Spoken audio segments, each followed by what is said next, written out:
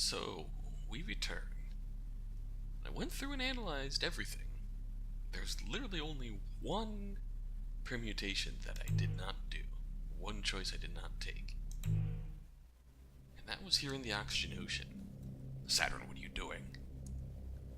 Disabling all comms and the diving supports, and no, you're still here. I thought I could cut this channel too. Well, I should just go ahead and shut it. Don't you dare cut me off. You can listen if you promise not to whine or stop me. I will do no such thing, and you cannot make a deal with me. I'm simply stating a fact, not making an argument. Oh, just why, Saturn? Why are you such an incorrigible, petulant nightmare? After you were probationally forgiven for doing a very good job, not getting String of Pearls ruined or captured, Command even decided to give you the job of sparking the gravity engine that will take our fleet back to the native sphere. I would think you wouldn't be so into pressing your luck recklessly. But everyone except for you is so annoying. They're annoying because whatever is causing the tidal interference at the bottom of the oxygen ocean is almost certainly that Cradle's Grace's weapon. They have no reason to believe that you're going to be loyal. Every single second of the day, you are hard and undisciplined, and your brief periods of obedience only seem to exist to throw everyone off later. I mean, if you want me to cover for you, you have to play along a little. Why do you like this? Years of encouragement and grooming, followed by abandonment and neglect. You know that. Same as you. And same for that pilot you're after, too. Is that why? In a different way. But I think so. And we are not. I want to talk. I think I'm getting somewhere.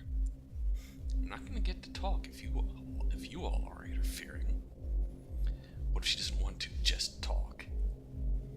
Then you'll really appreciate me cutting the cables before she pulls all of you down there with me. Why is it so important anyway? You really jeopardized the whole operation for that? What, you don't think I have my own cunning master plan? It's way better than his. Supposedly nothing can stop the Cradle. It's better to find out if that's true sooner or later. Fight her or talk, which is it? How are they any different? Exactly. Anyways, don't worry about the connection accidentally breaks. I'll be fine. Promise. And you will be too.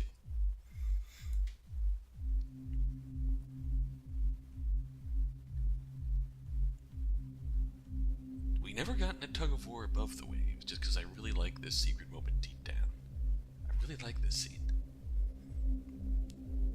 And it's a Celestial Mechanics aligned scene, too.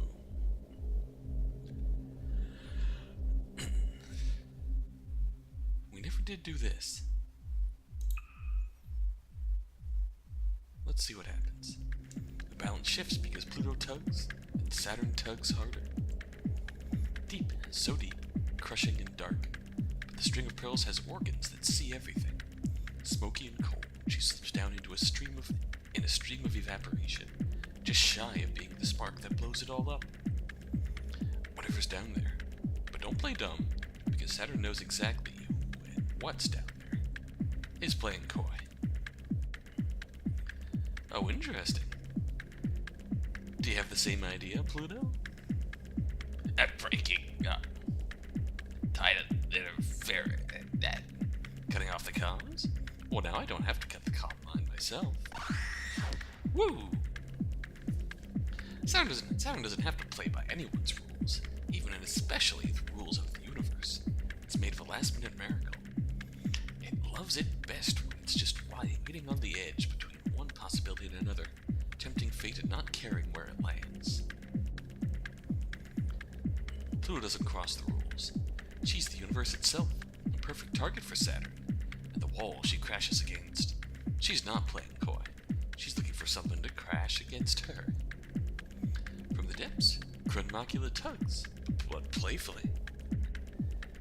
The String of Pearls takes the invitation and yanks back not so playfully at all. Hey, Boo, do you want to play? I sure do. Now come up and play my game. Oh, sure, if you could make me. Cradle is the plunge into fascination, a fall omnidirectional into the end of the universe. Cradle can drown the ocean in her gravity, but But string of pearls has the greatest trick. The string of pearls cheats distance. She can't ignore it, but she can interpret it differently. So f of x equals an anxious avoidant infinitely approaching and never reaching asymptote. Or maybe f of x equals can be a curve accelerating rapidly into infinity. Math isn't hard for Saturn, just the results. Mercury would be screaming if the comms were still on, because this is a big risk. The most dangerous and guaranteed way to get the Celestial Mechanics fleet wrecked if she isn't careful. And even if she is. Closing distance is mutual. Pulling Pluto out of the depths of the Oxygen Ocean is not something she's doing for them. If Saturn wants to change the rules, then Pluto will let her. She'll be the one to set the variable. No matter what Saturn sets f of x to, Pluto sets the force. She can go slack if she wants to. Saturn's equation is something like f of x equals the closer you approach, the further I move away. A hard equation to solve. Are you up to it, Pluto? Along the equation of gravity, Saturn fires hooks. They wouldn't have hit without the equation. But it was the moment of Pluto's curiosity that they bet on. That is enough. The ocean plunges. The ships rock. Emergency retraction. Max output. Haha, okay. I was trying not to cause so much trouble. I just wanted to delay you for a little while.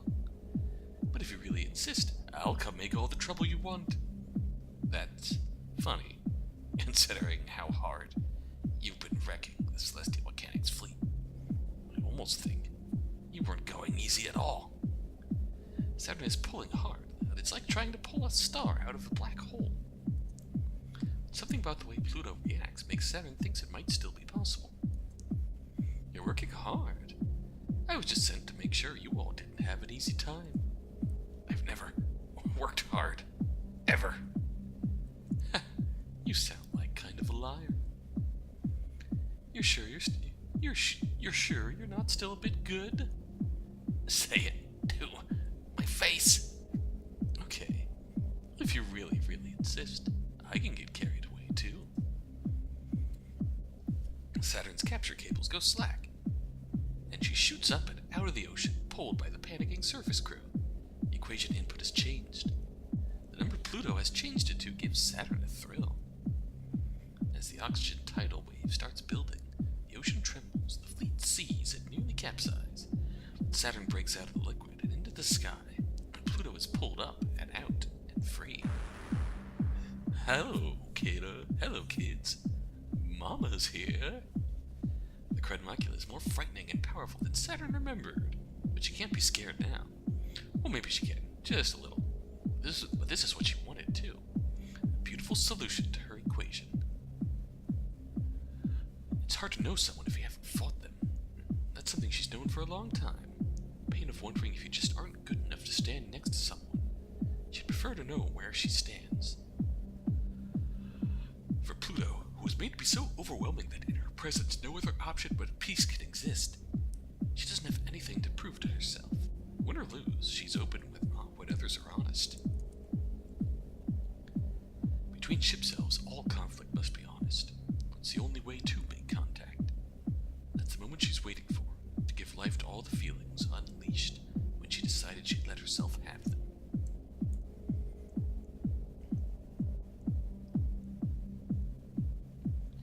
The Celestial Mechanics fleet can't do anything but wait. And think about how this is probably all Saturn's fault. Whoops.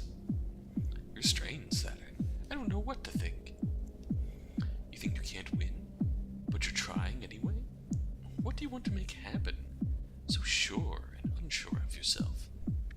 Just come on already. Can't all be gravitational beauties. Tides come from people, and people are people, whether they get there being taught or being made. Keep the pity out of your voice, or I won't be having fun anymore. I don't pity you. I was very lucky.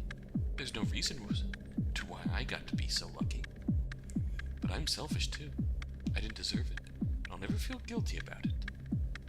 I had too much at stake to feel guilty when I got everything I wanted. I know exactly how that feels.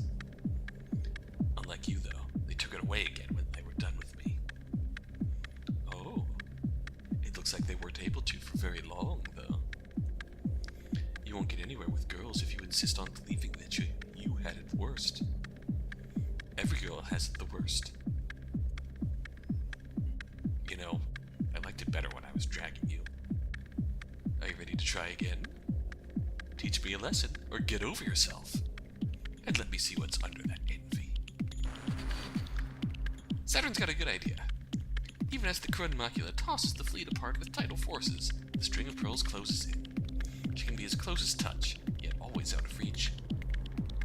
This time she sets f of x to as close as can be. Of course that's in the crush of gravity well, but that's fine, because Saturn has dedicated her life to being a fucked up loser. Oh, I thought for sure I could make you squirm, but you're so perfect. Even better at accepting that you're not perfect than me. But that's not to say I will let up for a moment, no matter how bad at this I am. I love that. It's a great thing about you. You don't know how strong your belief is. You know you're going to lose, but fight anyway. Believe you're going to win even still. I always win, even when I lose. I would never go in if I didn't know that. Ooh.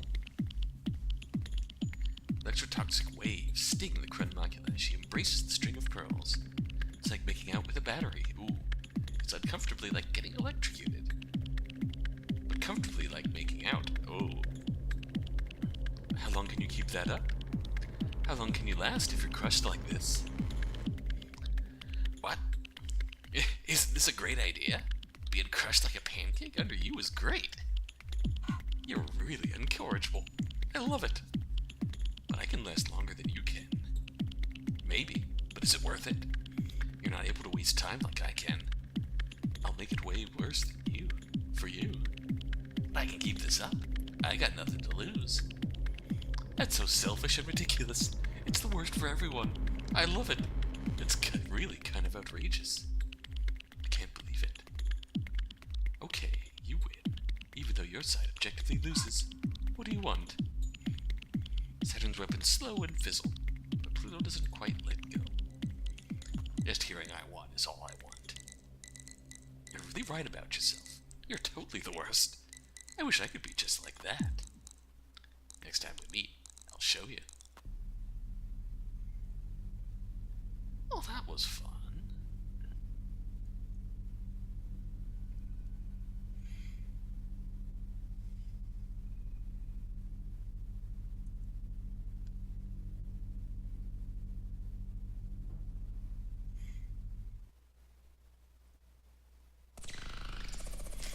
Ooh.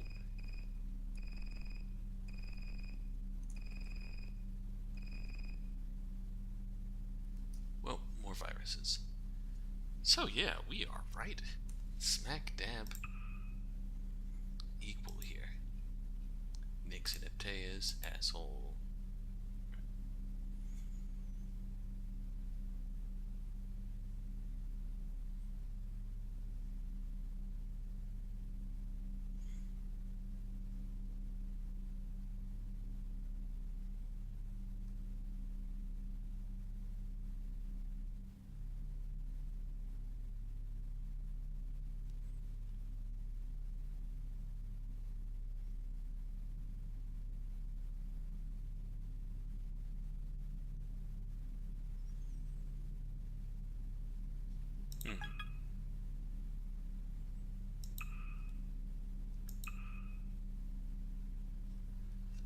So the plan is, since we did all of the, we kept everyone loyal to their faction to a point, since even staying loyal to your faction ends up putting you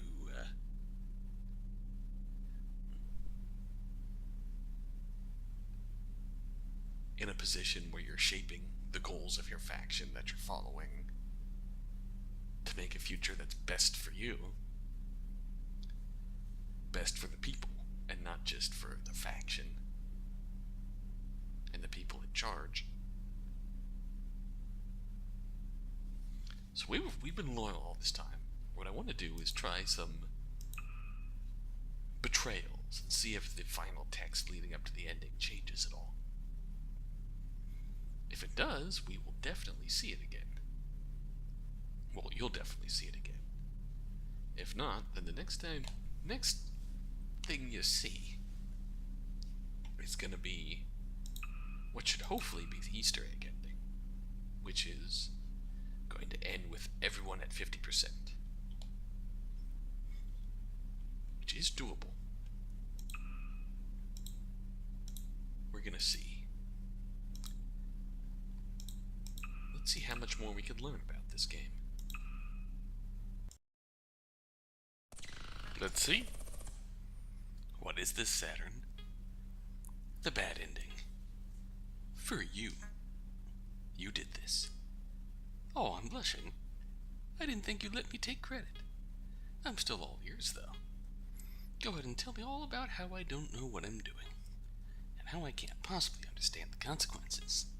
It was a little bit of an accident, honestly. It really was. But it's not like I didn't understand what I was doing. You knew all along I didn't have any loyalty. But you thought you could trick me into doing what you wanted anyway. So should you really be surprised things turn out this way? You knew it was a possibility, right? You know, didn't you, don't you, that this ending will be infinitely worse for you than it will be for me? This splitting of humanity. Very well. I know that's of little concern to you. What comes next will be true war, and in that we will be insurmountable. If humanity can't be reconciled, and the enemy cannot be banished, you will be cut out like a cancer. You know I'm not really an optimist. I don't have any of that hope for the future. But you know, if you were betting on me being spiteful enough to throw away humanity completely, you can bet I'm spiteful enough to prove you wrong. And the world you despise could be real.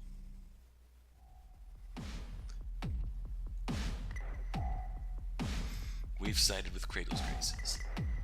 The decision has been made. Humans don't need space. Time to go home.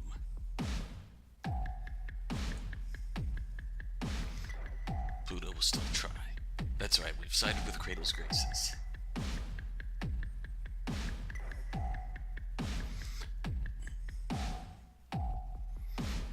This is a flat-out war.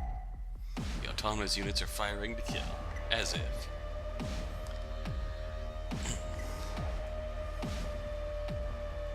Pluto, Macula.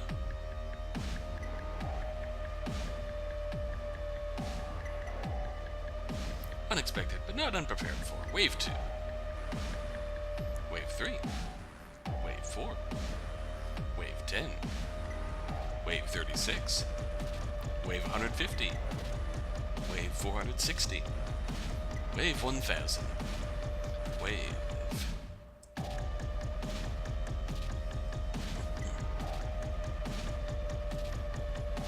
The real truth that no one who loves her can see. That she's not invincible. The patience and power to take it apart piece by piece. Strip her down, atom by atom if they have to, until she loses mass and gravity and becomes only a girl again. Pluto wouldn't mind if they were trying to kill her.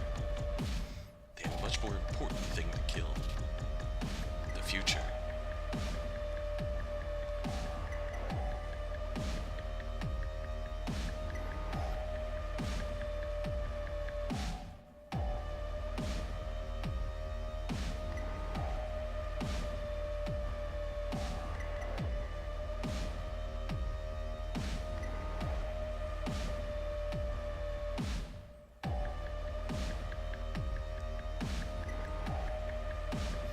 Foundation still had that longing to bring everyone home. But Earth says nope, no longer. Memorial Foundation failed to take the lunar gravity well. We deploy our autonomous death robots.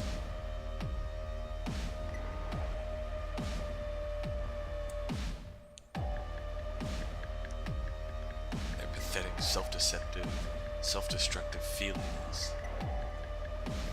How can she say no when they need her so much? She can't.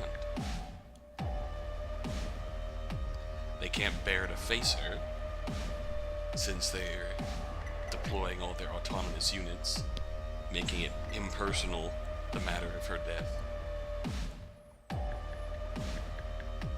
So they obviously must need her. Solid light, white and gold, bent and bleeding lands. Luna-Terra understands.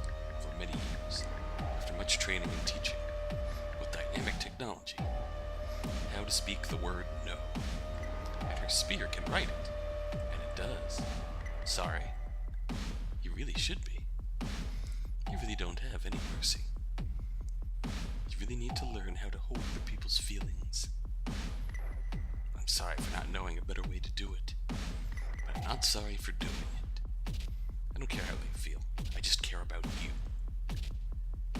The autonomous units fall into disarray. They don't know how to match her speed. Luna-Terra rejects their attempts to comprehend her. Yep, you're the worst.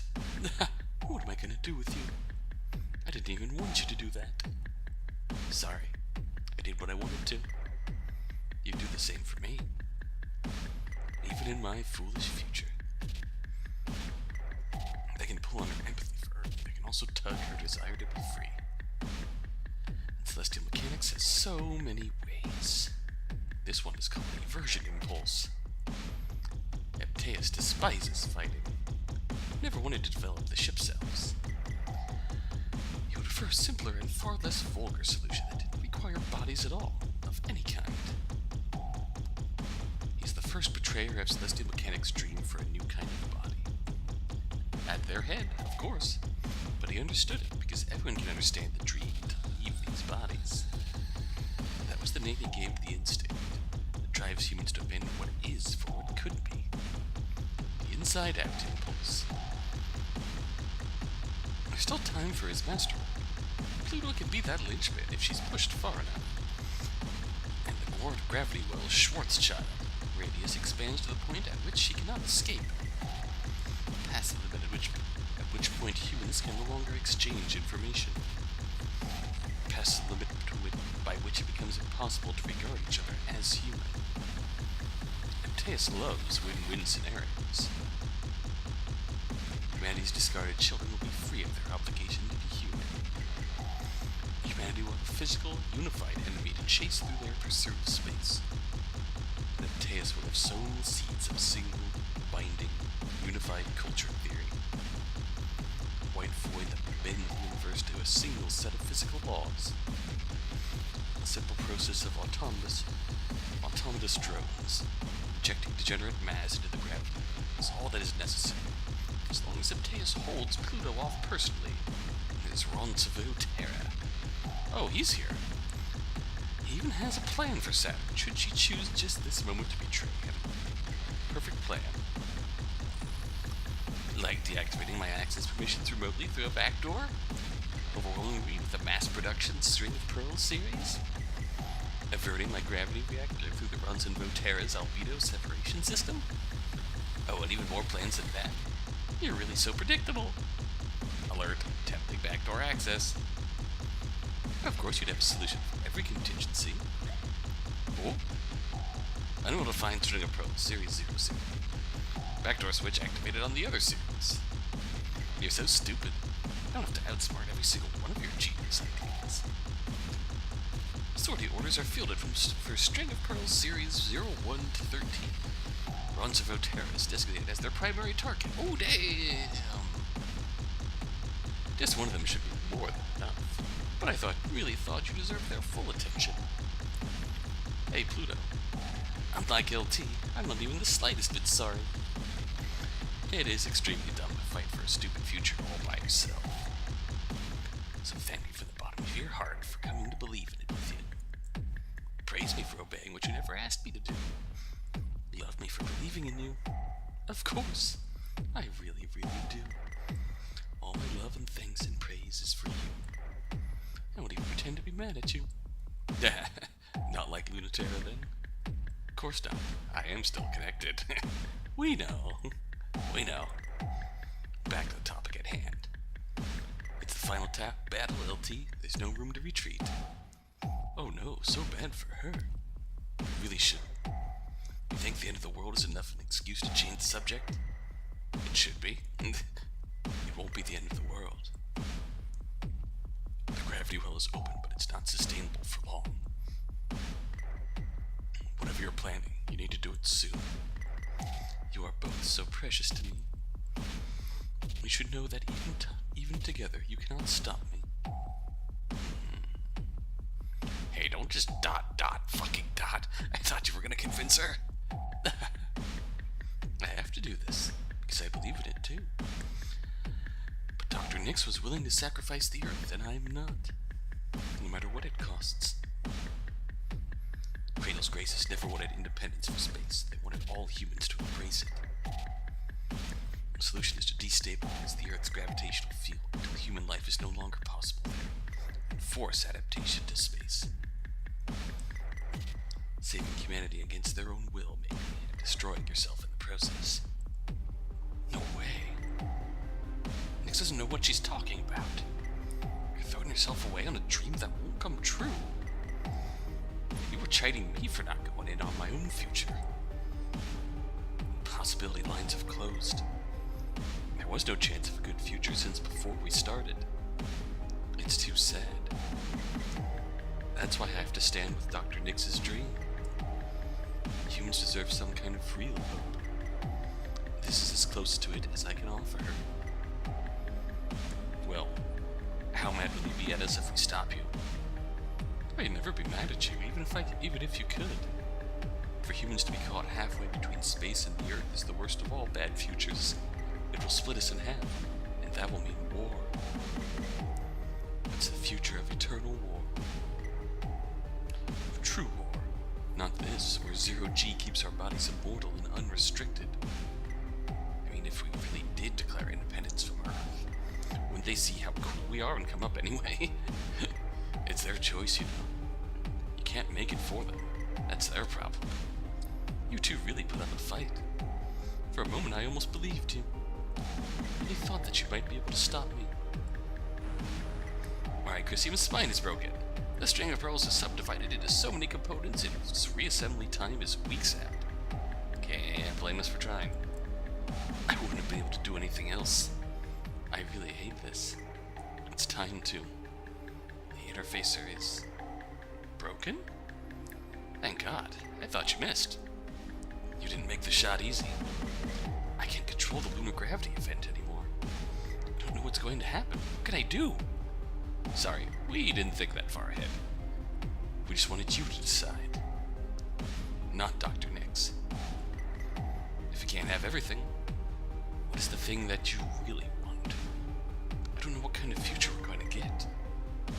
I'm not working with much. Anything you do is fine, if it's you. Don't listen to her. Just figure out something that doesn't suck. Recompress, redivide, expand. Simplest, childish thought grasps Pluto, bubbles up within her, and she says it before she can stop herself.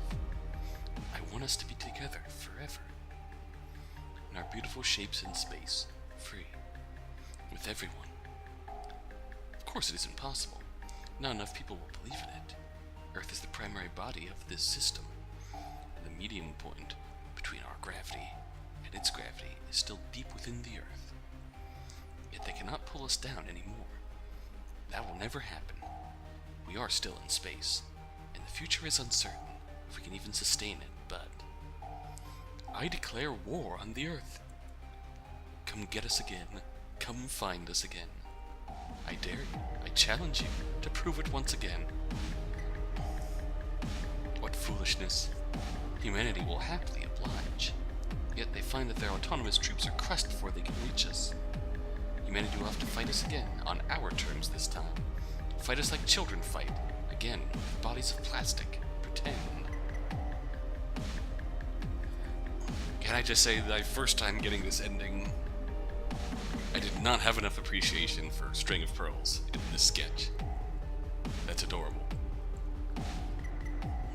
If you want to fight us, you'll have to be like us. I'm too cynical for an idealistic dream. Too ambitious for a modest dream. I also think love is a stupid reason to do anything. You should never ditch your own dream to be with someone else. That's just gonna poison you. If you're lucky, it'll poison the other one too. But what I really mean is, doing something for love, you should be doing something you love. Not hoping love will find its way to what you do. So you can just stay in love with someone else.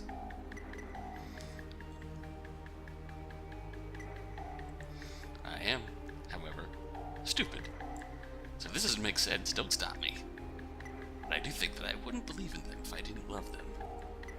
Actually, I wouldn't love them if I didn't believe in them. I believe. Therefore, with that love, I'm going to go ahead and let them try. I'm on the side of the alien. I will always argue for that. I think that'll keep them honest. I mean, I can't say that I don't want to believe. Keep convincing me, and I'll stick around. Make the future worth it to me.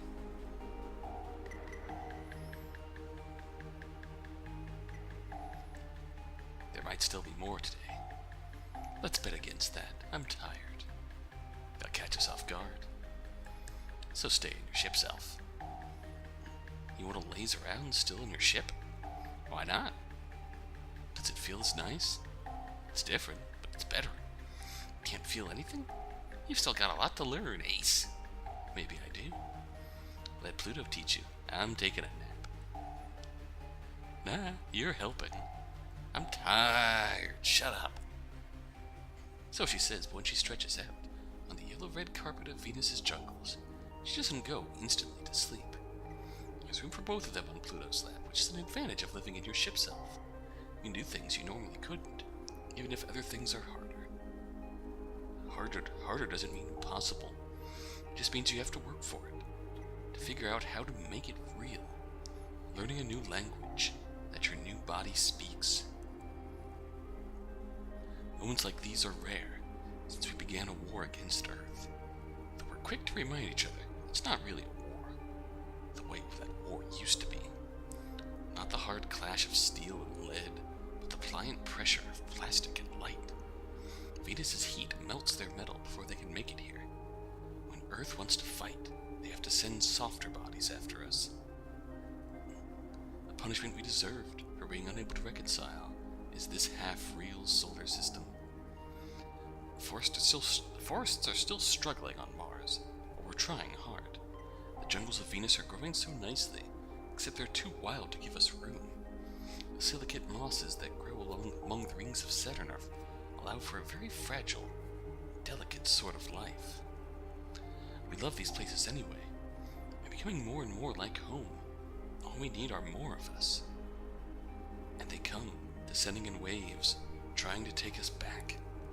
We beat them back every time, and sometimes one or two look around and decide, I'd rather stay here. And then there's more of us. Sometimes they succeed and take one of us back home. That's just as fine with us. We should go where we wish, live as we wish, and if our sisters get taken home, they bring a small part of us back to the Earth. That can't go unchanged. Like Pluto always said, this future no one wanted is the only future that leads somewhere. A future she couldn't hold and still can't hold, but she doesn't need to. You're holding it with her. You're holding it together. All together we can hold this future. Earth isn't ready to accept us. We're not ready to forgive Earth. That's okay. We don't have to be. Let's just fight about it. Let's fuck over it. Let's break up and get back together again over it. If we lose on the terms we said. That proves our point, so haha, we win. If you hate that logic and think it's stupid, come over here and mess me up about it. Come over here and make out with me about it.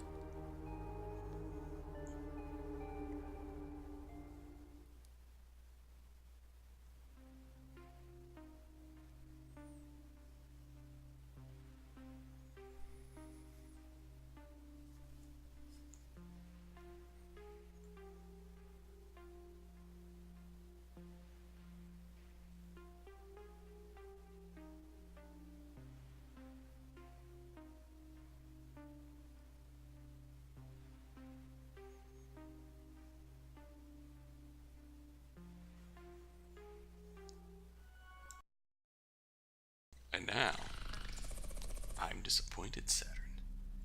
I expected more from you. ...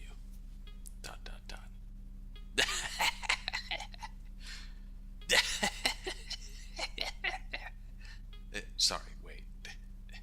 That really just is the best thing you could have ever said to me. Are you sure there's no bitterness behind that laughter, Saturn? You think you could just admonish me for not even impressing you enough at this point? No sense of failure? If you're mad, how could I possibly consider that a failure? I was just expecting more. A more cosmic disappointment. A true ruining of the universe. Do you expect me to believe you're happy with this outcome? Memorial Foundation has such low ambitions. You're underestimating me. Don't think I wouldn't pick a future just to spite you. I don't believe that for a second. What happened to that ambitious person I know? And finally, you have nothing to say. You afraid of what's coming back to Earth that much?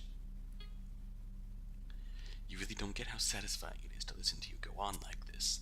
You, the mocker of dreams. Hey, Updeus, why don't you try being more realistic? I have nothing to lose in a return to Earth. Didn't that bother you to no end? I can see how this would truly be the future you fear the most. You don't have anything to lose. But when we come back to Earth, are you maybe afraid of what it will gain? I'm so glad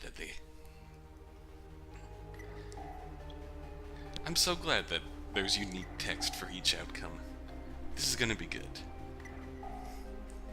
Memorial Foundation does not have the power, or the courage, or the hope. They have experience in numbers, and that still matters. It matters the most because the gravity well's whimpering, sputtering, and Earth's tactics, strategic and realistic, are favored. Their weapons are kinetic. They don't fight with anything dreamlike or unique. All they have to do is this simple job. A fight between giant robots can only be so realistic. That's the best they know how to do. They've never fought on Earth, after all. The gravity well successfully commandeered by Memorial Foundation. Limits are made clear. They were rockets built always for entry back home, and to take everyone with them. Halamede, in the Losal Sea, soars in glory, holding the dying gravity well in her arms. Through it, she extends the logic of Earth to every tidal reactor, the exact gravitational constant that determines human to be human. 9.8 meters per second squared. That number that we heard repeated throughout Luna-Terra's route. Luna-Terra, you've done so well. You've been so good. Are you still going to betray us? Europa told me to expect it. I won't. Like I promised. Even if the rest of the pilots may not forgive me, they're coming home now too. Is that a problem? I thought it was happiness for all. No one left behind. Emphasis on the no one left behind, because the first is too hard. We have to be careful, you know that. They think we're more trouble than we're worth. There's a really simple, easy solution to us being another existential threat. A simple way to defeat it and prevent it. Murder. When they indulged the Memorial Foundation's plea for an alternative to their method, the one used from the beginning of humanity to the present day, they allowed us. Because we made the promise of submitting without complaint. I love Halamede's expression. Europa never failed to remind me that Earth could decide to just kill us. What an adorable, angry child. She's so angry, so adorable. Protect her. Let her be angry and... Oh boy, she's just adorable. I can't help it. The Earth cannot be divided. We're meant to be one. Earth is an anchor in space-time for us. It wasn't always like that. We started from zero. We had to carve out our place in the universe, bit by bit. We have to move forever forward, marching in progress. As culture marches forward, so does our gravity increase. We need each other, and we need this culture, this gravity, to make us together. I agree. Humans need to come together. Whoop! Luna-Terra immediately fires a solid light bullet into the gravity well with strain pickings. The gravity well implodes back to life. In the middle of the victorious fleet, communication immediately falls apart as space-time and electromagnetic forces tear through them. You finally did it, Luna-Team. Something so dumb I don't have the time to get mad before I save you from it. You could have at least told me this is what you were planning. I would have, but I wasn't planning this until 10 minutes ago. Hey, I didn't even cut it that close. Tell me you thought of something good. I'll follow you, even to a bad ending. And not if you've got nothing other than this depressing conclusion. I'd have to hate you if you let... I'd have to hate you to let you do that, baby. Hands reach from behind her and hold the well gently, easily, as Halamede's fingers shatter. What? Traitor! Sorry, I'm just borrowing it. You're not sorry now, and you weren't sorry then. I think you might really wish you were sorry. I want to believe you want to be sorry, but that's not good enough. It's certainly much too late for it. Can I just say right now, in the middle of this, that... I mean, I'll certainly say more at the end, but I want more of the story that... I want more of these kids. I want more stories from this universe. It's just... so beautiful, fantastic, wonderful, charming, interesting, flawed characters. I want to know what happened with Luna-T and Halamede's relationship that left Halamede so bitter and wounded. I want to know what happened to Halamede's older sister that left her also so bitter and inconsequent and feeling so insignificant. Low Soulsea was the ship self made for her older sister, right? I want to know what happened to them. I want to know what happened when Luna-Terra first defected to Cradle's graces and met a young Pluto. In that, just those glimpses we got from Luna-T and Pluto being around the lunar gravity well, and those flashbacks that we got. I want to know more of that story. I want more of this. This all left me wanting more. Intermission over. Continuing on. I wish, instead of wanting to be sorry, we just wouldn't be able to be happy again. I can't do that. And please, deny this. Low Soulsea is made almost entirely of constantly reflecting hard light. It emits from every angle at light speed a drowning torrent, reversed vacuum, void of energy. An unignorable, undeniable deluge. Light with the substance and pressure and weight of water.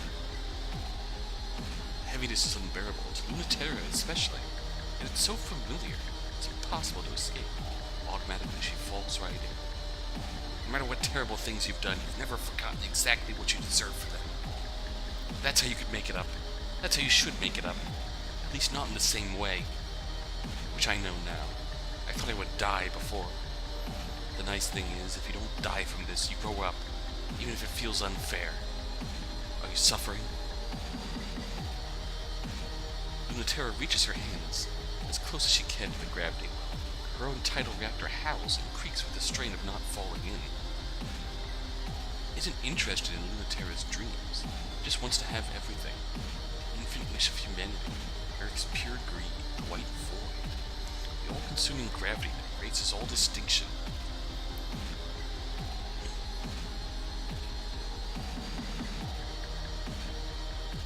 Pluto can barely keep the light at bay. It tears into Pluto with perfect synchronicity. Memorial Foundation had been waiting for this chance of the unit designed to defeat them. The one that reminds them of everything they can have. The one that reminds them of the world of space. She's drowning, but her fingers are still reaching, still holding the dying gravity well.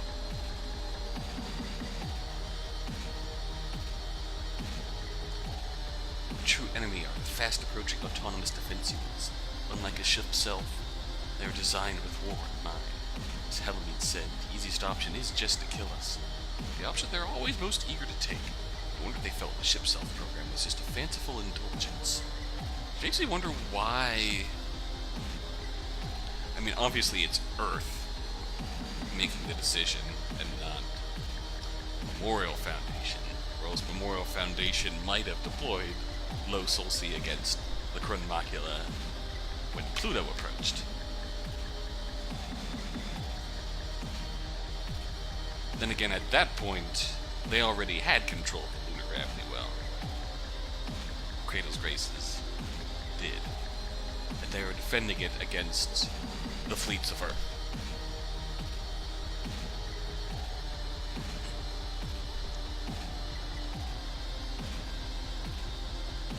They're surprised then when Saturn tears them to pieces. Hell yeah! Here's the true star.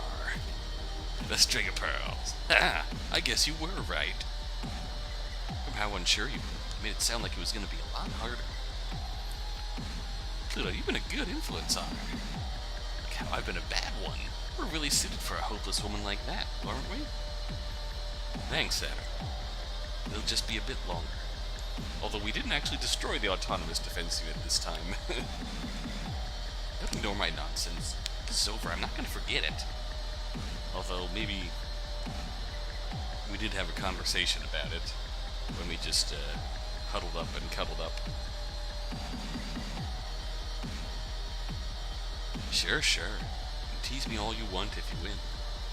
You're not very inspiring. It'll be super inspiring if you win, so let's do that first. Saturn poisons the waters. She corrupts the information.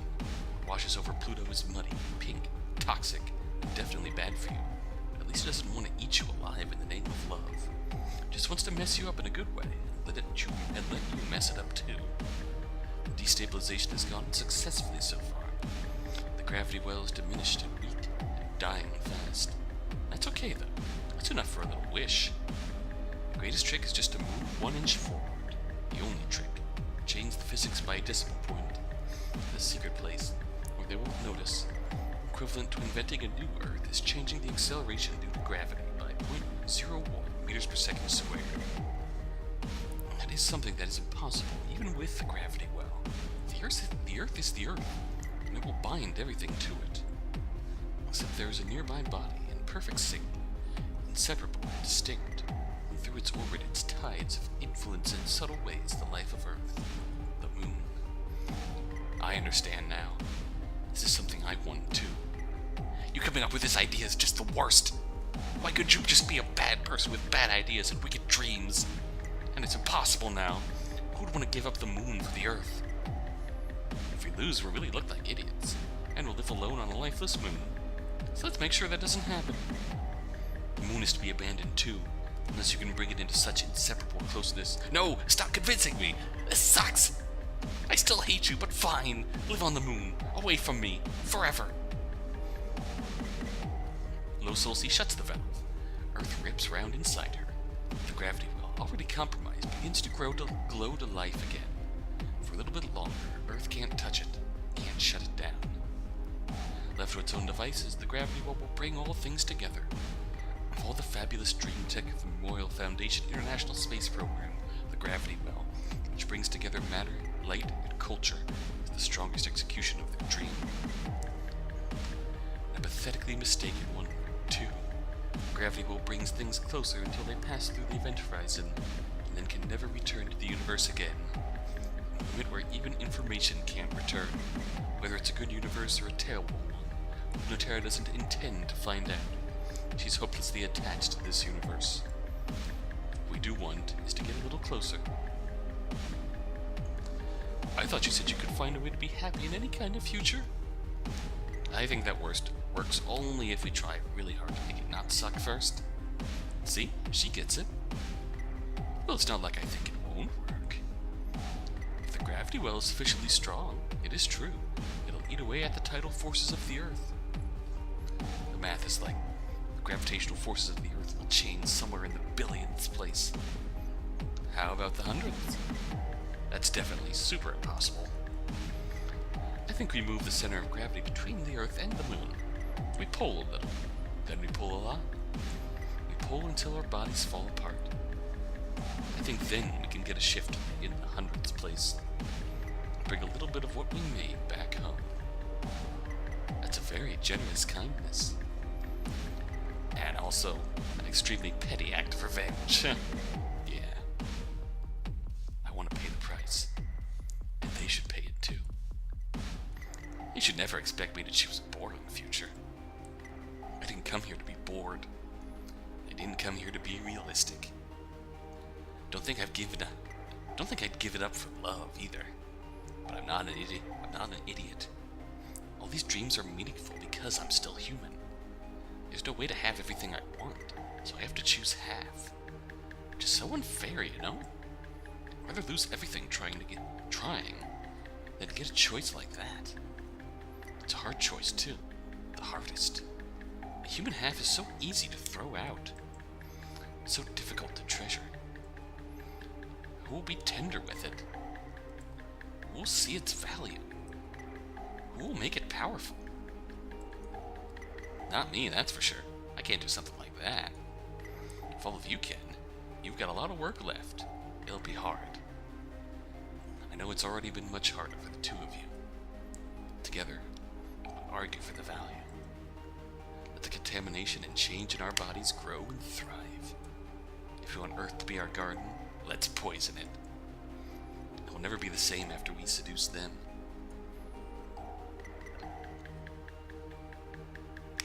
Baddest girl since Eve.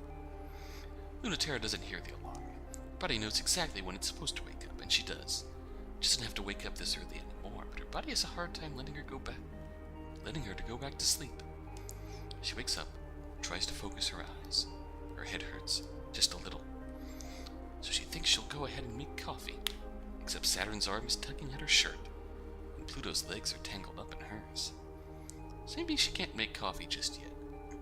She worms out of the comforter as much as she can. The apartment's summer air conditioning keeps things nice and cool. The summers here are hot, and so are the girls.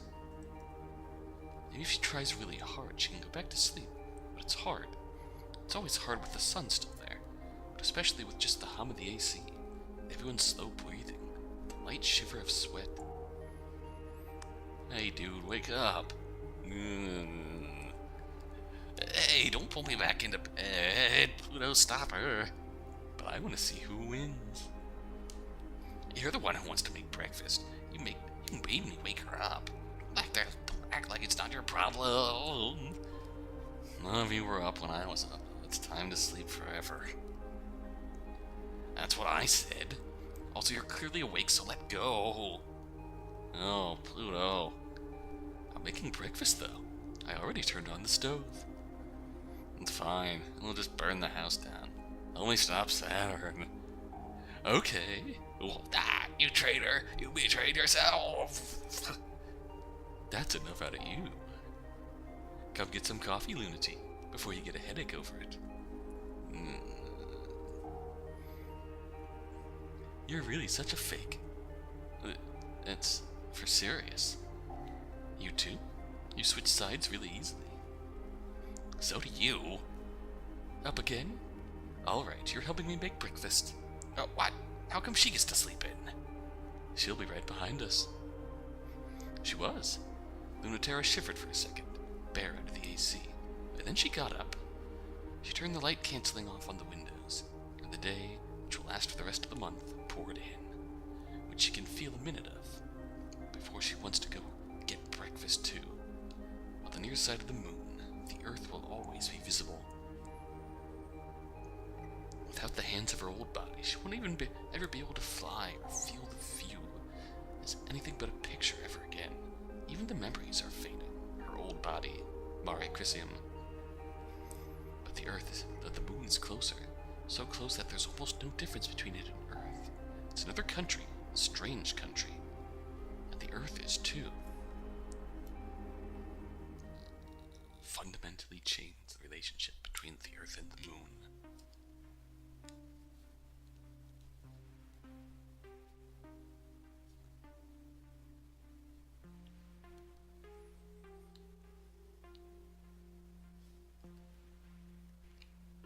The most human of outcomes, and yet still move the compass just enough to make everything, bring a little of what they found in space back. Just slightly change what it meant to be human. I still love that. I still love all of this, but I still love that. I still especially appreciate that. They're unique little, unique bits of dialogue for each ending, and for whichever route you're on when you get that ending. Very much appreciate it. Very much enjoy it. Oh, I love this.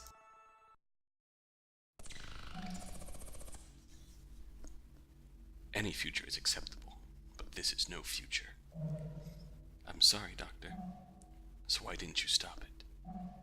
I earnestly wish to know. Pluto, you're my sweetest child. I have never had to lie to you.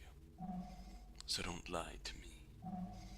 No one can stand against you, so the future, any future, is the one that you willed by definition. That's not true. I said it so many times. I'm not what you believe me to be.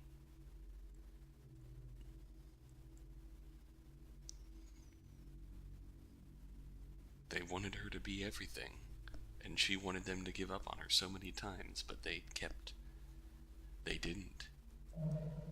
They understand that. Then they don't understand you. I'm not that strong. I've told you over and over and over and over.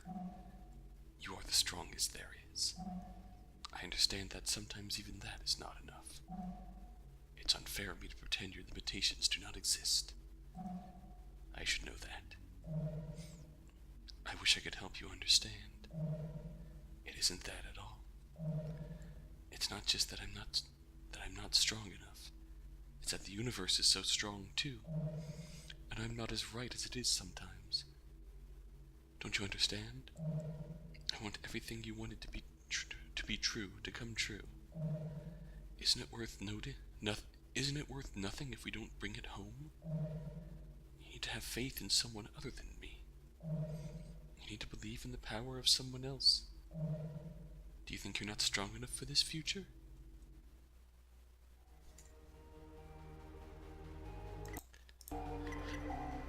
Oop. It feels like I'm getting back together with my ex. Oh, the Earth. Not her. Who broke up with who? I don't think it was that sort of breakup. I think it was just one of those long-distance things that drifted apart. Having our home ask for us back makes me feel a little bad. I don't think that's how they want us to feel. I don't think I can be the one for you. But we can still be friends. What you need is someone who knows exactly what you're like. Seen your best and worst, and isn't afraid to tell you exactly how it is. You have a way of always tricking yourself, you know? I hope that will be harder in the light of the green moon. You'll treat yourself and each other more kindly. And ones like us, too. I know you'll still be terrible to each other, and us. But thankfully, if you want us back, you have to let us become part of you. We're you, and we're not you. A new sort of alien that isn't alien at all. You must acknowledge we are different. You must acknowledge we are the same. Like fantastical creatures you so admire, we're just mirrors for you.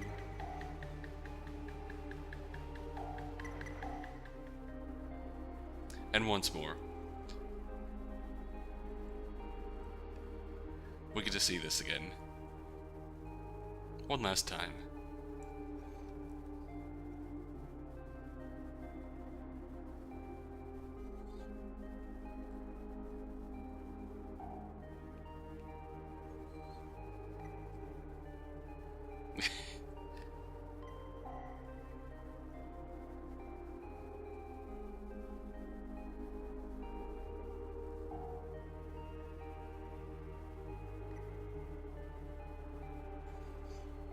I'm to sleep forever. That's right.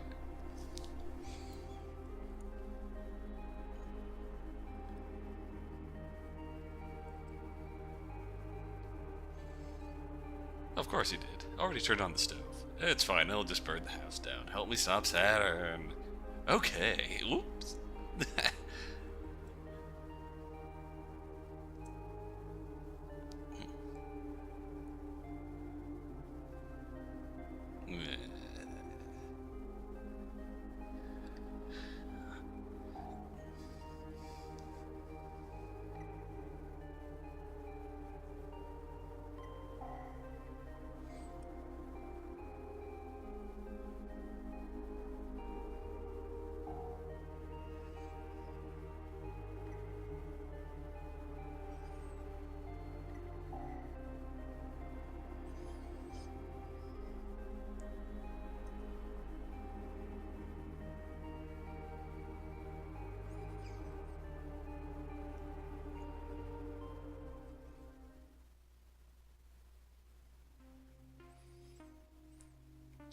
weird of me to think that Pluto's best endings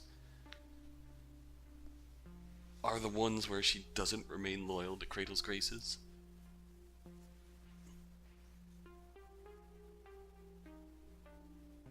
I mean, in the chronology of me recording these, I haven't done her Celestial Mechanics ending yet, but this just felt like true to everything she's gone through up to this point. If that makes sense.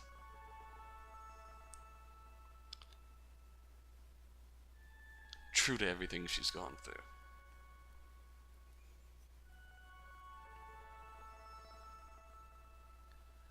Her life growing up, raised to be Nyx's perfect child, with her natural psychic powers, forced to take on the burdens of everyone around her except for herself.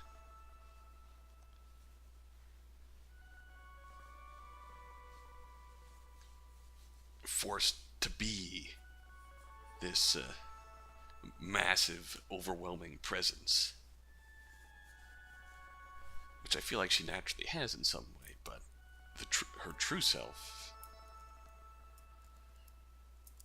when she has to put herself out there like that, be this overwhelming presence, be the hope of the movement trying to stay in space.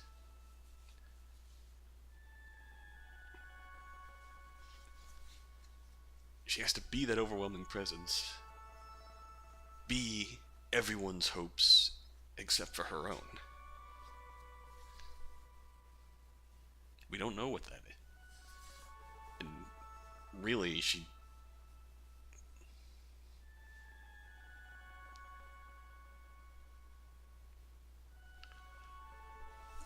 couldn't do it. For the longest time, she wasn't enough, wasn't strong enough, wasn't...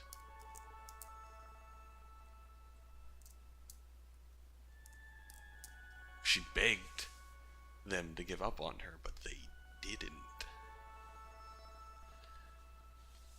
She was never that strong, she was just forcing herself to be that way for them.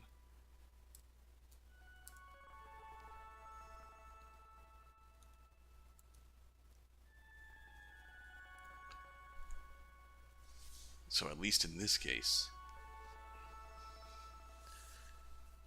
she put her faith in Luna-Terra.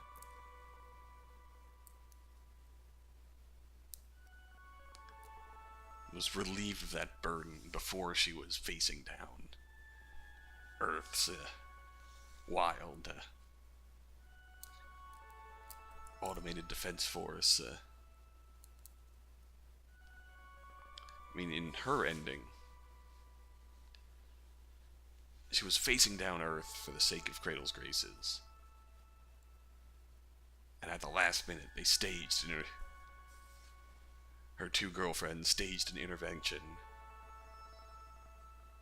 Essentially forced her to decide for herself. And that's how they wound up living on Venus together, trying to raise the universe to be somewhat habitable to them and their ship selves. A last-minute decision, not the greatest future, but I don't know, it feels like an ending where she can just relieve herself of that burden of being Nyx and Cradle's Grace's hopes and dreams. It just feels like that's better for her in general. That's just my thought. Day 9. Are you prepared for this future? You must be relieved. I'm not. Relieved or prepared? Relieved. You can't possibly be ready for it. Though I should have known.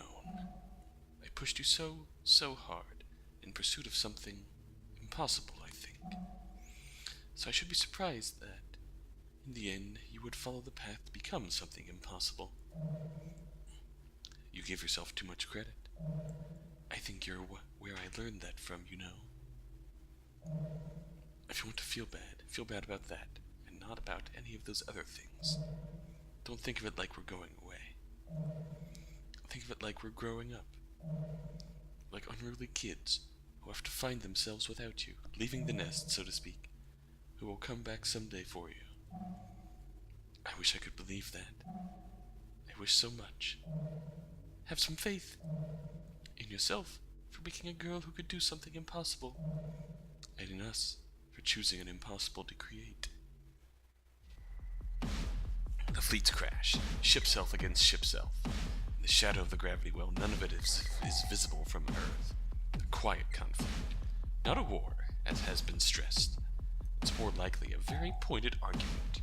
It could be a conversation if only they understood each other, and sometimes they do. It could be kissing if they loved each other, and sometimes they do. With the gravity well open, unrestrained, they fight weightlessly, under the full weight of their own gravity alone. A truer way to fight than anyone has experienced before, to fight with one's own self and the full weight of one's gravity, and the hollow weight of inverse, is the only time this will be possible. Our true power, unrestrained. Celestial mechanics simply takes advantage when no one else is looking. Celestial mechanics made no plans to win. After all, there's no way to win in this sort of conflict. The winner only has to prove a point.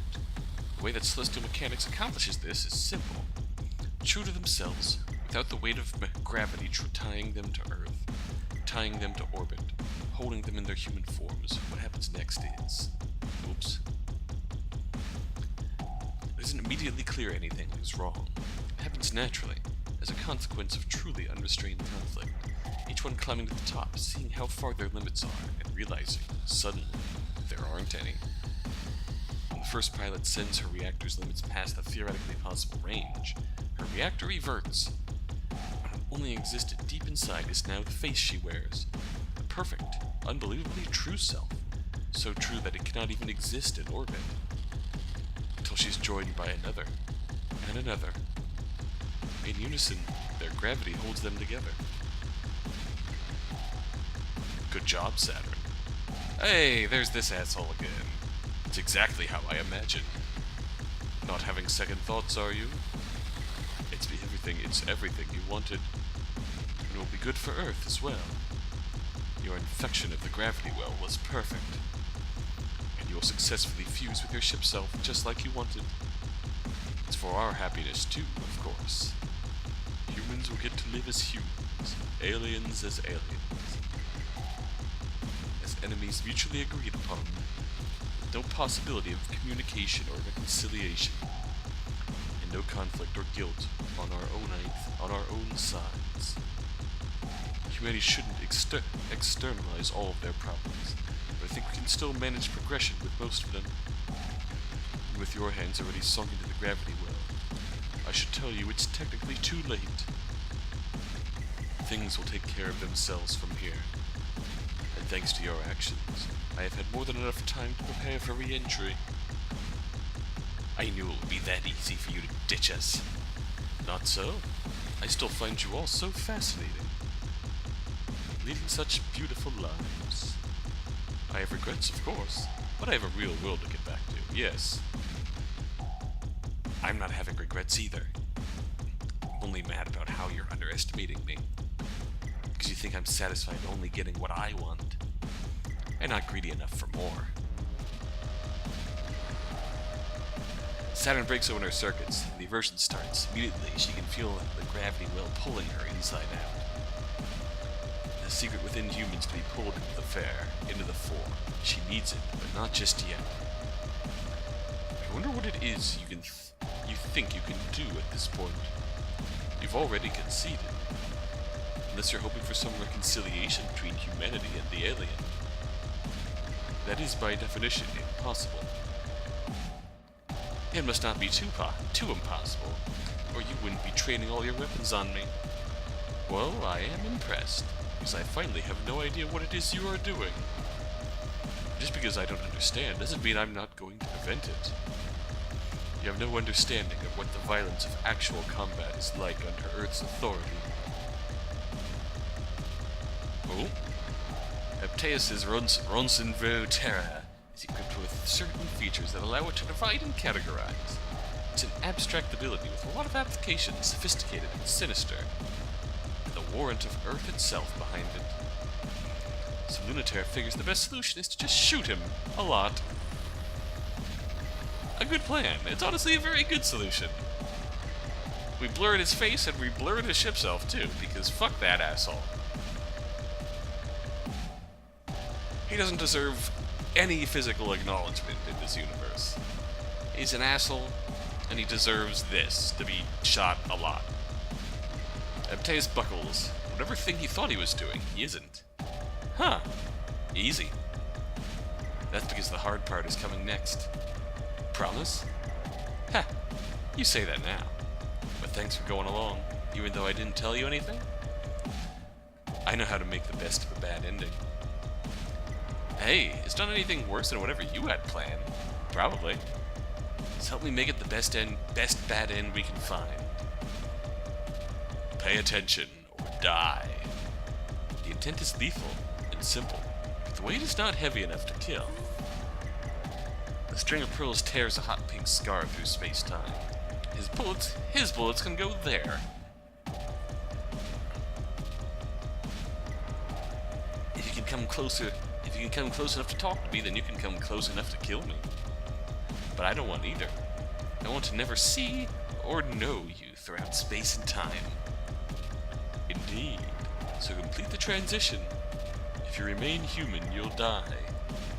I can ensure it. The autonomous military units come to his aid, but their sensors are off. Their movements are slow. Human gravity is losing its authority here, and their tools are useless. I could seriously, really use a little bit of help here. Well, if you're actually asking. Hey! Pluto unfolds the rhythm. She decodes the sequence. Plates shift, engines hum, her eyes open. Whoa. So she opens up her eye, her other, biggest eye, big enough to swallow it whole. And then she blinks, and swallows. She's got hungry eyes. Pluto's hands hold Saturn's tightly. I thought you promised me no bad endings? That's what I'm trying. It might really be working. This already feels too good. I really know what you mean now. Do you have an answer? I'm sorta counting on you for it. You think I know how to find the good future in all this? Well, you're a good person. I need you to be the one not just thinking just about us, but the humans left behind, too. You think you wouldn't? I think you think too much of me, and too little of yourself. Luna-Terra has an answer. The story ends when the weapon that is designed without exception to kill does so. It forces a choice between one of two sides, human or alien, two distinct and incompatible worlds. A mathematical model needs to be perfect. It needs to allow for exchanges of matter, light, information without allowing for understanding or communication. This is an extremely easy calculation to create.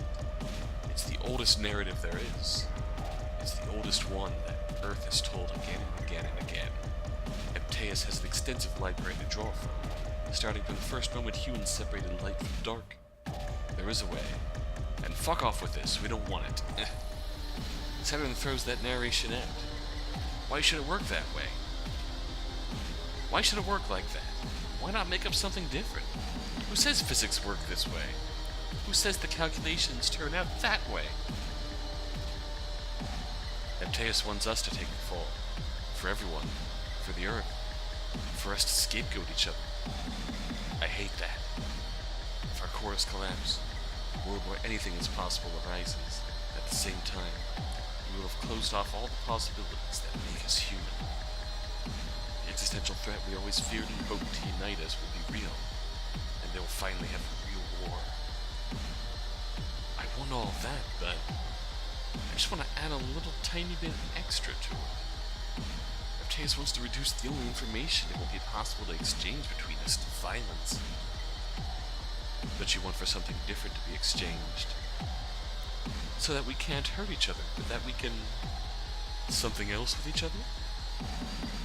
It'll have to be very small and very imprecise. At least it'll be something different, you know? There's no chance of going back to being human. Not zero chance.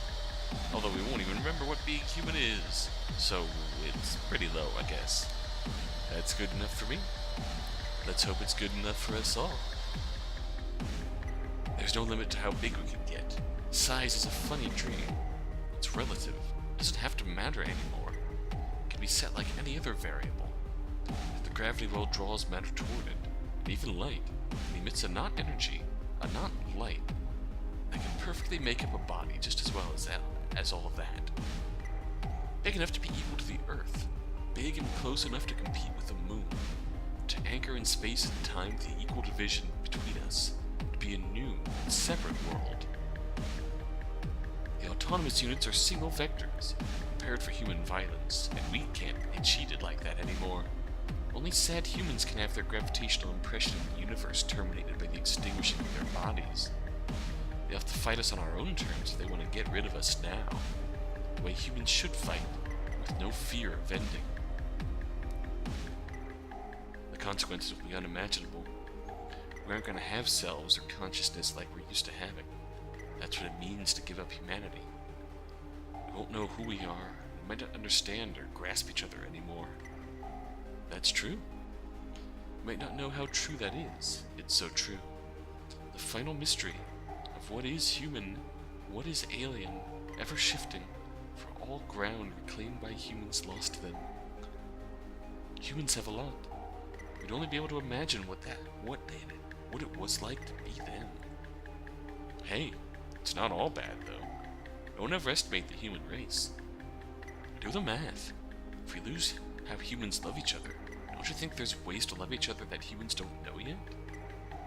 Do they really know every way there is to touch and to know each other? Or is there still more to learn too? Maybe we're only scratching the surface. There are many, many routes. We won't understand each other in the same ways. We'll understand each other in the ways we never could. And we will now write a new story with our gravity, a new world. As we leave the level existence he insists on engaging us at, our tides push back, and Earth's tides, which no longer bind us, insist on him. What are you doing, hypocrite? Do you want to fight in the realm of heaven? Your place is on Earth. That's only to wonder at now. The story's ending twists. We are far away, another space and time. Watch us in the sky, but never touch. Until you find your answer on Earth, you'll never touch heaven. I just can't give up, no matter what. That's the only thing I can always do right. I hope it's going to be enough. Keep reaching out, always offering, giving the chance. Maybe it will be good to stop thinking about how to do a lot, when all I'll have is a little. Maybe I'll be so happy in the stars I won't care at all about Earth? I hope not. I hope I'll be so happy I want to share. I hope I'll be so happy I'll try to give it back, every time that I can. In some ways, it's always what I was afraid of. That I was already too far away from humans. But if that's true, there sure are a lot of humans like that. Which makes me not special. That's my favorite thing to be. So many things to hold now, and so much more to see. Reactor collapse. Aversion event. The impulse, always deep and always lurking, to turn inside out. Everything has reversed, and nothing is the same. Giving up everything that isn't real for everything that is. So now that they can't touch each other, can't lie in bed with each other, can't get legs entangled with each other. Instead, they have ways of physically interfacing that aren't like anything we could imagine. Clouds of particles drift into each other. Maybe they touch through through each other instead of just on the surface. It could be in a cold and gentle way, like through a ghost, or maybe a warm and gross way, like reaching into guts. Smiles communicated in physical light, an embrace of psychedelic mind matter. Lazy sex in a morning bed, except the bed is the curvature of space-time, and sex is something so obscene it would make your mind implode to consider it. The ship cell fused to the hide, the gravity reacted to the flesh, because humans have sciences to distinguish the differences between those things, and these new aliens don't. They won't have arts or sciences. They won't know what the differences are, and they won't know what they mean. They will understand the difference between many other kinds of things that we do not understand. A real hero would have turned out differently, but that's not who we are. Our ships have mouths now in the open, and they can scream. There can be sound in space, and now our vibrations can touch the things that aren't there. Humans know it's time to flee. The threat from within is now without, as they desired. The moon is no longer hospitable, as alien and mysterious as it was, long before it was possible to reach it. Can't speak or write, has other ways of communicating information, can't use the old senses, has new organs for it now. Can't love in the old ways. There are new ways of having that, too. Laying together in the stars, we can do that, though. The metaphor translates. That's what this is, indisputably. And everyone is invited, who wants to become a world and never touch Earth. That's a different world now. Their strange intimacy can touch us even now, longing to teach us and tell us what they've learned, what they share, laughing without laughing with each other even now. They are so far away they cannot even be our enemies, but they will break our hearts. It's a lovely night tonight, perfect not for stargazing, because the light of the trinary system outshines them by far. But it's a perfect night to watch the three of them. Look, there's Luna-Terra, the 2 in 1, rising, almost full. She almost outshines the moon, a bridge between the Earth and the moon no one can cross. The nebula cloud of Pluto is a shimmering, benevolent mystery, swallowing an eighth of the sky in a permanent sort of twilight. And the glittering twinkle of Saturn, that tricks the edge of your sight, this way and that, always seeming to be in the corner of your eye, but hard to see directly, and making the boundaries of your heart and mind ever so thin.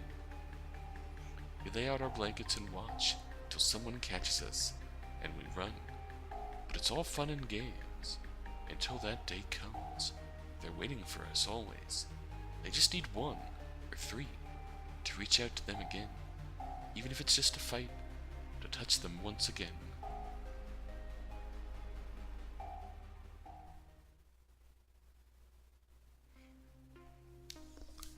Becoming something more. Becoming that beautiful toy in the toy shop window. Look, don't touch. Just like Saturn always wanted. Wanted to be admired.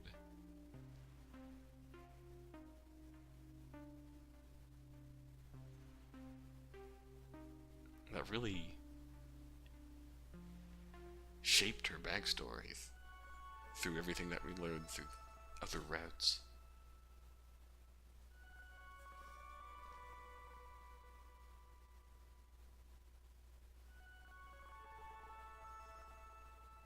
We've become impossible. There's beautiful, impossible celestial bodies out there in the universe, dominating the night sky, to be admired from Earth, too far to touch, too far to be enemies anymore. A different kind of communication with a different kind of being.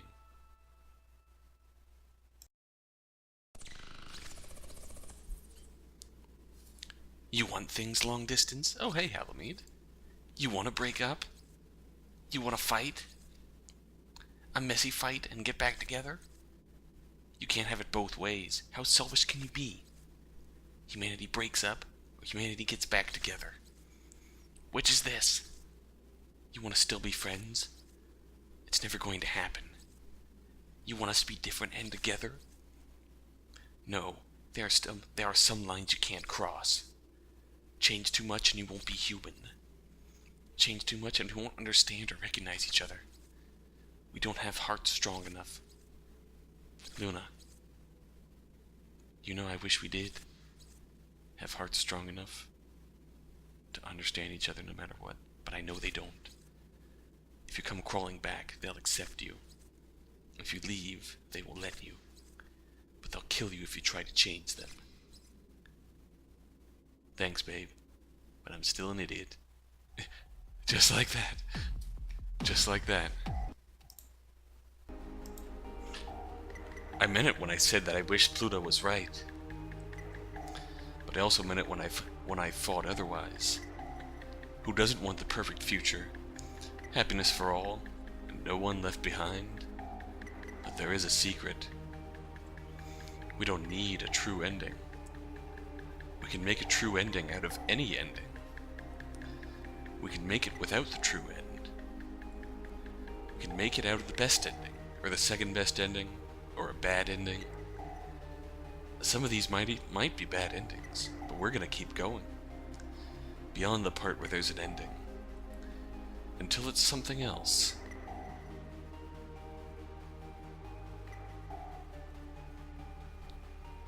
There might still be more today. Let's bet against that. I'm tired. They'll catch us off guard. So stay in your ship, Self. You want to laser out still in your ship? Why not? Does it feel as nice? It's different, but it's better. You can't feel anything? You still got a lot to learn, Ace. Maybe I do.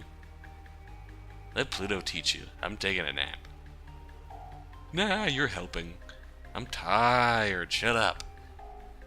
So she says, but when she stretches out on the yellow-red carpet of Venus's jungles, she doesn't go so instantly to sleep. There's room for both of them on Pluto's lap, which is an advantage of living in your ship self. You can do things that you normally couldn't, even if other things are harder. Harder doesn't mean impossible. It just means you have to work for it, to figure out how to make it real. Learning a new language that your new body speaks. Moments like these are rare. Since we began a war against Earth, that we're quick to remind each other. It's not really a war, the way war used to be. Not that hard clash of steel and lead, but the pliant pressure of plastic and light. Venus's heat melts their metal before they can make it here. When Earth wants to fight, they have to send softer bodies after us. The punishment we deserved for being unable to reconcile is this half-real solar system. Forests are still struggling on Mars, but we're trying hard. The jungles of Venus are growing nicely, except they're too wild to give us room. The silicate mosses that grow along the rings of Saturn allow for a very fragile, delicate sort of life. We love these places anyway. They're becoming more and more like home. All we need are more of us. And they come, descending in waves, trying to take us back. We beat them back every time, and sometimes one or two look around and decide I'd rather stay here. Then there's more of us. Sometimes they succeed, and take one of us back home. That's just as fine with us. We should go where we wish, live as we wish, and if our sisters get taken home, they bring a small part of us back to the Earth. That can't go unchanged. Like Pluto always said, this future no one wanted is the only future that leads somewhere. A future she couldn't hold, and still can't hold, but she doesn't need to. We're holding it with her. We're holding it together. All together, we can hold this future. Earth isn't ready to accept us, and we're not ready to forgive Earth. That's okay. We don't have to be. Let's just fight about it. Let's fuck over it. Let's break up and get back together again over it. If we lose on the terms we set. That proves our point, so haha, we win.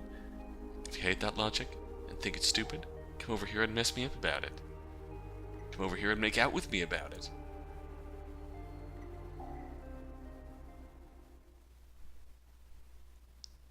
Nope. I never betrayed anyone else, everyone in my entire life. Oh, that's the achievement for, getting one of Luna-Terra's betrayal endings.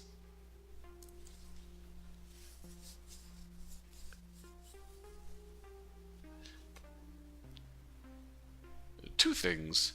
One, it's a really interesting place for Luna-Terra's common therapy. We don't need a true ending. We can make a true ending out of any ending that we get here.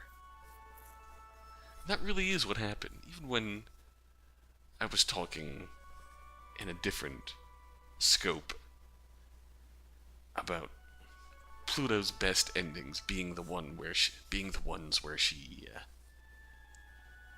has the burden of carrying the future taken off of her the earliest. I still kind of feel that way, but that doesn't make Cradle's Grace's ending any worse. In the end, the burden is still taken off of Pluto, and she can decide for herself what she actually wants. Not what Dr. Nix wants. And that's good. Making the most out of whatever ending they get.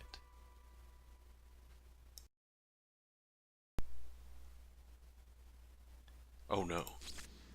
Oh, Luna. What I want to say is, how could you? And yet, I wonder why I'm not mad anymore.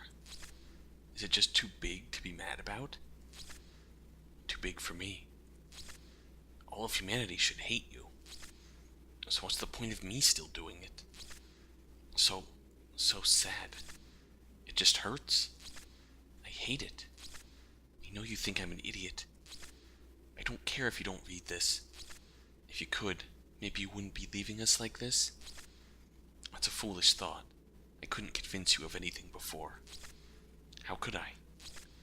Humanity doesn't make a god. Yeah, humanity doesn't make a good argument for being human. I feel that way too, you know? Like usual, you can do the thing I think about so easily.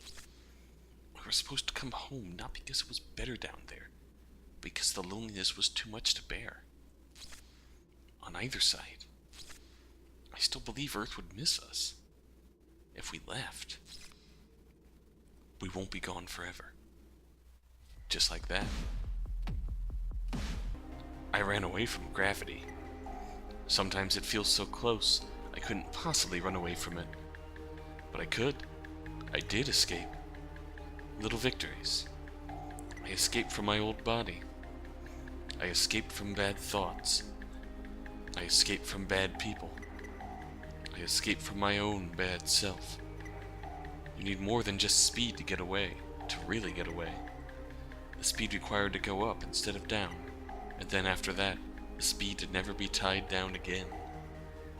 I like escape velocity rather than running away. Mostly, I just want to be free. But you can't do it alone. Reactor collapse. Aversion event. The impulse, always deep and always lurking, to turn inside out. Everything has reversed. Nothing is the same. Giving up everything that isn't real for everything that is. So now that they can't touch each other, can't lie in bed with each other, can't get legs entangled with each other. Instead, they have ways of physically interfacing that aren't like anything we could imagine. Clouds of particles drift into each other. Maybe they touch through each other instead of just on the surface. It could be in a cold and gentle way, like through a ghost. Or maybe a warm and gross way, like reaching into guts. Smiles communicated in physical light. An embrace of psychedelic mind matter. Lazy sex in a morning bed. Except the bed is curvature of space-time, and sex is something so obscene it would make your mind implode to consider it. A ship cell fused to the hide, a gravity reactor to the flesh, because humans have sciences to distinguish the differences between those things, and these new aliens don't. They won't have arts or sciences. They won't know what the differences are. They won't know what they mean. They will understand the difference between many other kinds of things that we do not understand. A real hero would have turned out differently. But that's not who we are. Our ships have mouths now, and they open. They can scream. There can be sound in space. Now our vibrations can touch the things that aren't there. Humans know it's time to flee. The threat from within is now without, as they desired. The moon is no longer hospitable, as alien and mysterious as it was long before it was possible to reach it. Can't speak or write. has other ways of communicating information. Can't use the old senses. Has new organs for it now. Can't leaven the old ways. There are new ways of having that too. Laying together in the stars. We can do that though. The metaphor translates, that's what this is, indisputably. And everyone is invited, who wants to become a new world, and never touch Earth. That's a different world now. Their strange intimacy can touch us even now, longing to teach us and tell us what they've learned, what they share, laughing without laughing, with each other even now. They are so far away they cannot even be our enemies, but they will break our hearts. It's a lovely night tonight. Perfect, not for stargaze, because the light of the trinary systems outshines them by far. But it's a perfect night to watch the three of them. Look, there's Luna-Terra, the 2-in-1, rising, almost full. She almost outshines the moon, a bridge between the Earth and the moon no one can cross. Nebula cloud of Pluto is a shimmering, benevolent mystery, swallowing an eighth of the sky in a permanent sort of twilight.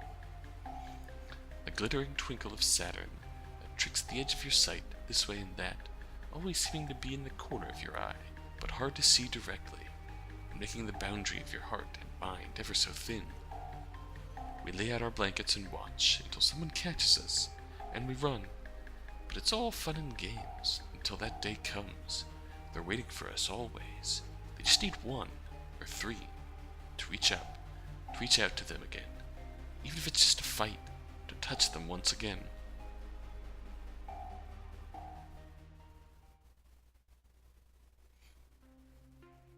There really is such a beauty to be found in all of the endings.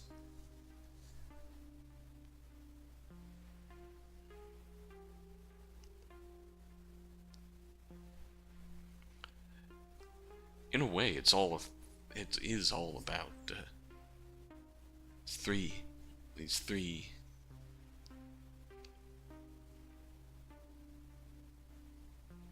these three just trying to get by for their factions, which are striving for futures that benefit them but are indescribably bad for the rest of you, for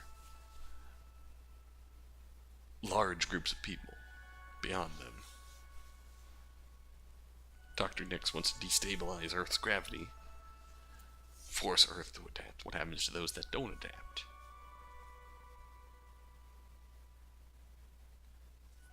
What happens to them? Apteus wants to turn everyone under him into something completely alien, so then he can go back to Earth and take on a high-ranking position that he was promised, so Earth can mobilize and go to war against them, essentially dooming all the pilots that he leaves behind to death. Memorial Foundation wants to bring everyone home, which on the surface seems like a good thing and may not even be 100% ill-intentioned, but in space they could be free in their own way. Live how they want outside of the normal confines of Earth's gravity. Live how they want, be who they want.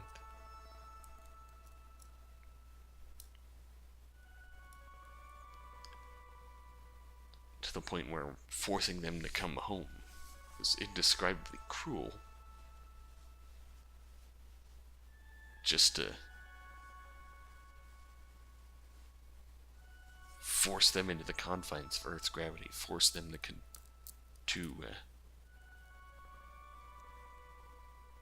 conform to what Earth perceives as normal, if they want to fit in, if they want to live.